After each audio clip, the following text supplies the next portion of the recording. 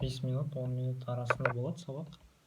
Ең алғашқы сабақ. Бұл сабақта мен сізге қысқа ағылшын тілі туралы айтатын боламын. Алла қаласа алдымызда 10 сабақ болады. 10 сабақтың барлығына қатысыңыз. Барлығын бір күнде қарамауыңызға кеңес айтамын. Себебі әр сабақтан кейін тапсырмалар бар. Сол тапсырмаларды орындап күнделікті қатысып отырыңыз. 10 күнде, 10-15 күнде бітірсеңіз, Алла қаласа нәтижесі болады деген үміттемін. Яғни мен сіздің ұстаз ретінде, сіз маған шәкірт ретінде арамызда бір келісім болсын. Айтылған тапсырмаларды орындаңыз, сабаққа мұқият қатысыңыз. Сұрақтар болса қысылмай қойыңыз. Алла қаласа нәтижеге жетеміз, бірге жетеміз. Бастаймыз ба? Кеттік. Былай алатын болсақ, English алатын болсақ та. Бұл тілді қолдану арқылы біз көптеген енді түсінікті, мысалы университи оқуға түсеміз, саяхаттаймыз, travel, кітап оқимыз, литературада, мысалы ағылшын тілінде. Literature. Тағы не істейміз? Жұмысқа кіреміз, work да. Тағы не істейміз? Қандай мүмкіндіктер бар? Кино қараймыз, movie. Тағындай мүмкіндіктер бар ағылшын тілінің. Өзіңіз тағы да тапсырма, осындай мүмкіндіктер жазыңыз. Именно сізге қайсысы қызықты, соны таңдаңыз. Мысалы, жұмысты алайық. Жұмыс бойынша маған ағылшын тілі керек, жұмысты жақсы жасау үшін. Мысалы, жұмыстың да түрі бар. Мысалы, біреу жаңағыдай инженер. Біреу мысалы доктор да, медицина.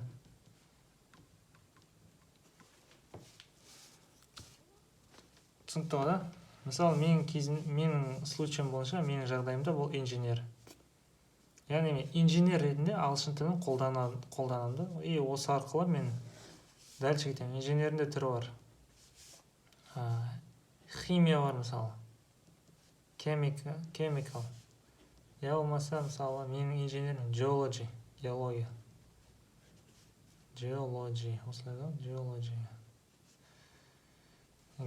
да. Енді геологияға байланысты ең маңызды, геологияны елестетсеңіз, мына таулар бар да. Мына мысалы машина жүріп жатыр дейік. Мысалы, мына тұрмын, инженермін мен. Қарап тұрмын да. Менде күнделіктік өмірім осы менің. Осының айналасында, мысалы, мына мұнай шығады, мына скважиналар бар, мысалы. Осындай өзіңізге визуал жасаңыз да, жұмысыңызды жалпы керек осы ағылшын тілі арқылы қайда барам дегенге визуал болсын да. Тек қана құр ағылшын тілін ойламаңыз да. Түсінікті ғой да. Енді осы визуал маған компания жасайтын болсам, осы визуал маған түсінікті болу үшін, яғни оңай болу үшін, мен бұл визуалды ағылшын тілінде елестетуім керек, ағылшын тілінде ойлауым керек. Мына тау деп айтпам, mountain мысалы, мыналар mountain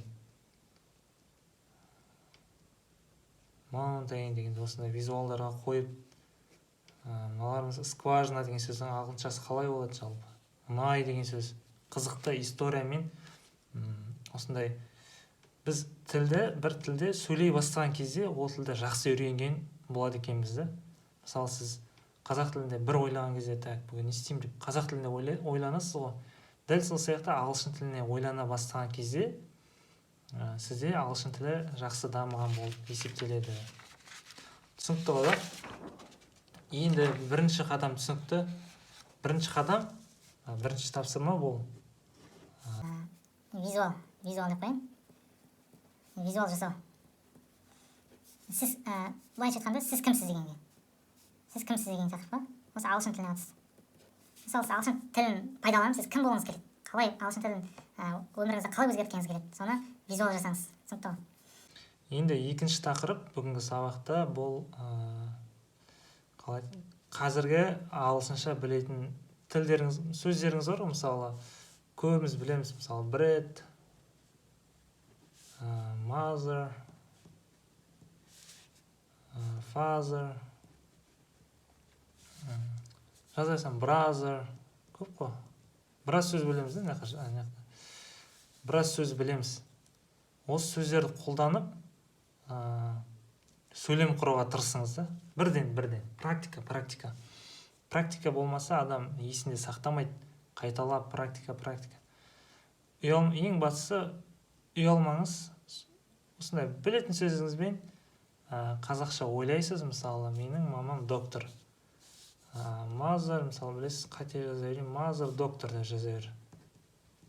Главное, сіздің ойыңыз маған жетті, не айтқыңыз келеді. Ойың жетті. Потом грамматиканы потом жөндейміз. Біріншісі сіздің ойыңыз, сіздің ниетіңіз, сіздің ұялмауыңыз да. Ұялмаған кезде сіз мен жақта, мысалы, мен жақта мен де дәл сіз сияқты деп ойлаймын. Мен де дәл сіз сияқты үйрендім. Сіз мысалы бір ағылшынмен сөйлескен кезде адам тез дамиды ғой. Бірақ неге тез дамиды? Себебі адам ұялмайды. Егер сіз ұялшақ болсаңыз, сіз Америкаға барсаңыз да тілді үйренбейсіз да. Қиын болады. Бірақ енді орта жағандай жақсы болса, сізге сондай, егер әрине сіз үйренуге шанс көп. Бірақ ұялмау өте маңызды. Түсінікті ғой? Грамматикаға потом келеміз. Сондықтан кемінде білетін сөздеріңізбен, бар сөздік қорыңызбен, егер жетпей жатса, бір словар алсаңыз болады. Өзіңізге бір күнделікті бір словар сатып алыңыз, ақша аямаңыз, бір магазиннен бір жақсы, болмаса соткаңызға жақсы словар жазып алыңыз да, керек кезде тез аудара қоятын. Сосын дәл қазір осы сабақтан кейін кемі 5 сөйлем құруға тырысыңыз. 5 сөйлем. Түсінікті ғой? Грамматика маңызды емес. 5 сөйлем грамматикасыз 5 сөйлем. Түсінікті ғой? Енді бұл сіздің мынаған визуалыңызға қатысты болса да болады, екеуі бірімен связаны болса да болады. Сонда жақсы жүреді. Енді үшінші нәрсе